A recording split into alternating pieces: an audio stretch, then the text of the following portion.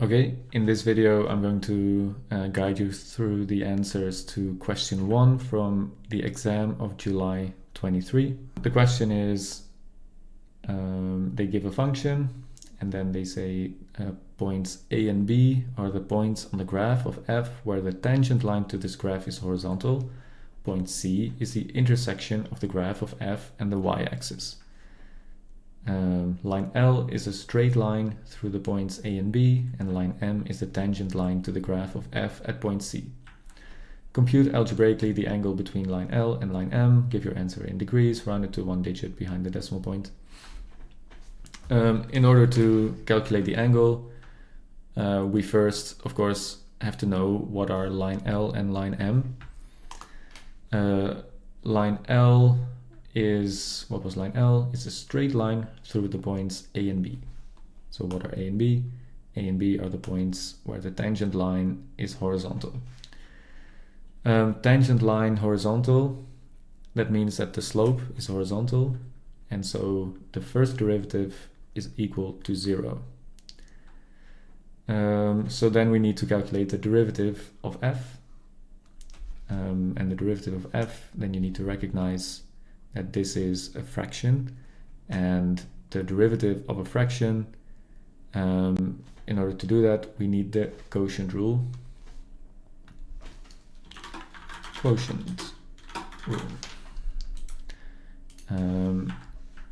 And to remind you what the quotient rule says, if you have a function f, then the derivative of f is the derivative of the numerator times the denominator minus the derivative of the denominator times the numerator divided by the numerator squared.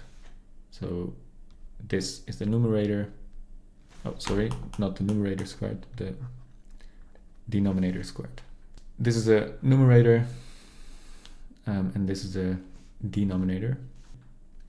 To build this thing we need all the ingredients, so I'm going to write it down systematically. I also encourage you to do it like this.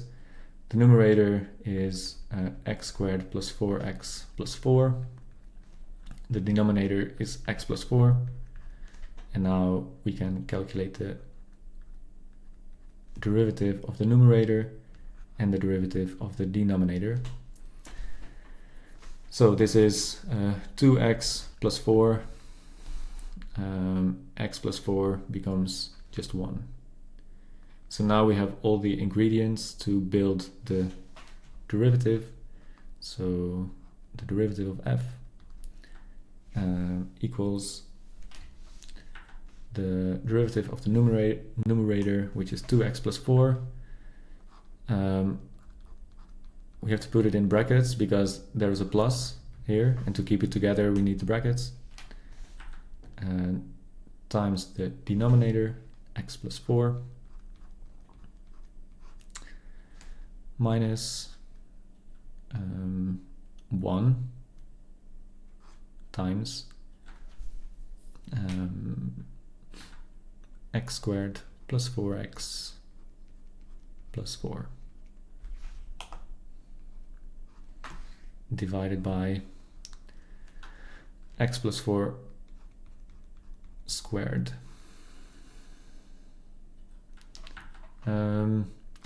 And we said that the derivative has to equal 0, so this has to equal 0. A fraction equals 0, so let's say we have a divided by b equals 0. That means that a has to be 0, so the numerator has to be 0. So we can just remove the denominator, basically. So we can ignore the denominator and we have to work out the brackets. So I'm going to do those two steps at the same time. 2x times x, 2x squared, 2x times 4 is 8x, 4 times x is 4x, and 4 times 4 is 16. Minus 1 times all of these things, that is just all of those things with a minus in front.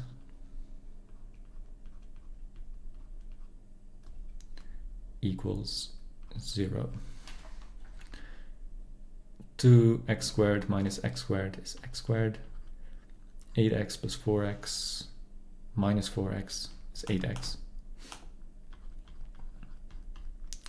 16 minus 4 is 12 equals 0. Okay, now we have a quadratic function equals 0, so we can either do the product sum method, or we can, if we cannot figure that out, or it's impossible, then we do the ABC formula.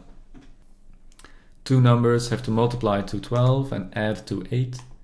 That would be 6 and 2, because 6 plus 2 is 8. 6 times 2 is 12. So x plus 6, x plus 2 equals 0. That means that x has to equal minus 6 or x has to equal minus 2. So now what did we learn? We know that for x equals minus 6 and x equals minus 2, the derivative is equal to 0.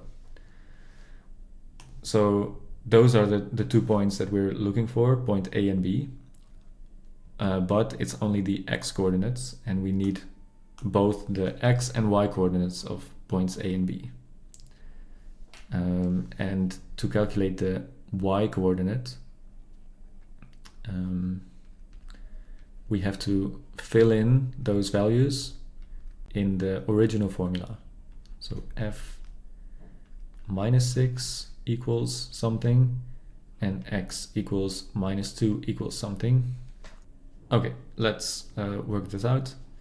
Minus 6 squared plus 4 times minus 6 plus 4 divided by minus 6 plus 4 equals 36 minus 24 is 12 plus 4 is 16 divided by minus 6 plus 4 is minus 2. 16 divided by minus 2 is minus 8.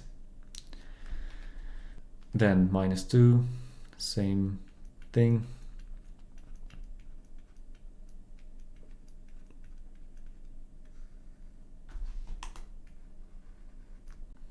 Minus 2 plus 4 equals 4 minus 8 plus 4 is 8 minus 8 is 0. It doesn't matter what the denominator is, this is just 0. So what do we know? We know the x coordinates is minus 6 and minus 2, and the corresponding y coordinates. So A and B are minus 6 or minus 2, it doesn't matter which one is which. Minus 6 comma minus 8, and B is minus 2, and the y coordinate for minus 2 was 0. So now we know where the points A and B are, and now we can define the line that goes through A and B. So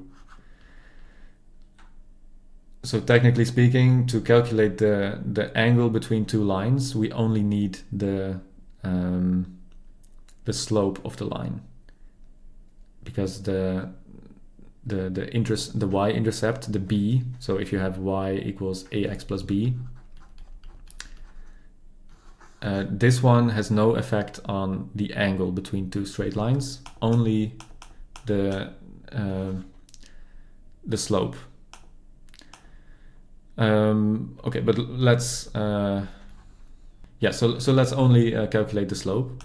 So to calculate the slope, the formula for the slope is the change in y divided by the change in x. So delta y is minus 8 minus 0 divided by minus 6 minus minus 2. Minus 6 minus minus 2 is minus 8 divided by minus 6 plus 2 is minus 4 equals 2. So what was the name of this line? Line L, okay? So this is line L, and we now know that L is given by y equals 2x plus some number, but this number is irrelevant.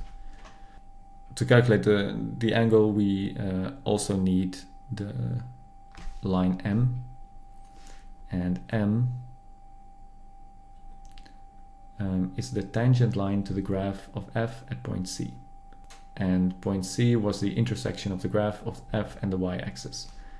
Okay, at the y-axis, that means that x equals 0. So what do we need? We need again the slope of f, but now at x equals 0. And to calculate the slope at x equals 0, we have to fill in the 0 inside the derivative. And the derivative we already knew, that was this thing. And now we have to plug in the 0. So 2 times 0 is 0, plus 4 is 4. So this becomes 4 times 4.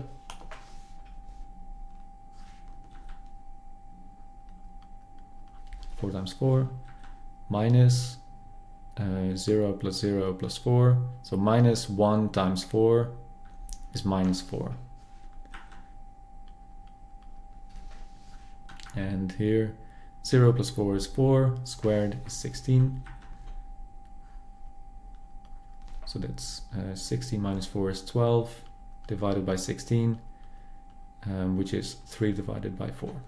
Line M is given by also y is ax plus b, and this thing was the slope, a. So we have a equals, y equals 3/4 times x plus b. And just like before, we only need the slope to calculate the angle. So now we know the important information that we need to know about these two straight lines, and now we can go on and calculate the angle. How you do that is you calculate the angle between this line and the x-axis. And how you do that is the angle is given by the inverse tangent. So you can write it down like this, or like this. So it's the arctan of the slope, and that you can fill in your calculator. Arctan, so it's tan minus 1 of 3/4. Make sure that your calculator is set in degrees and not in radians. So this is 36.87. I'm rounding it now to 2 decimal places because in the end we need to do 1 digit. In an intermediate step, 2 digits is a bit more safe. So I call this angle to the x-axis alpha, and now the angle, the other angle of the other line, I call it beta. And we do the same thing, it's the arctan of 2, which is 63.43. So in order to visualize what we just did, these angles correspond to the following. So let's say we have this line, okay, it has a slope of 3/4, maybe like something like this. Yeah, that's roughly 3/4. This angle, 36 degrees, is basically the angle with respect to horizontal. So this angle is 36.87 degrees. And similarly, the angle of this one had a slope of 2, so that's a much steeper curve. It's roughly this. again, the b doesn't matter because the slope with respect to the horizontal is not dependent on b. So this slope, this angle, sorry, is 63.43 degrees. And now the angle between those two lines, so we have a line with a slope of 3/4, which is roughly this, and a slope of 2, which is roughly this. The angle between those two is, we can calculate it by subtracting the bigger one, or subtracting the smaller one from the bigger one. So this angle is given by 63.43 minus 36.87 degrees. Let's calculate that on the calculator.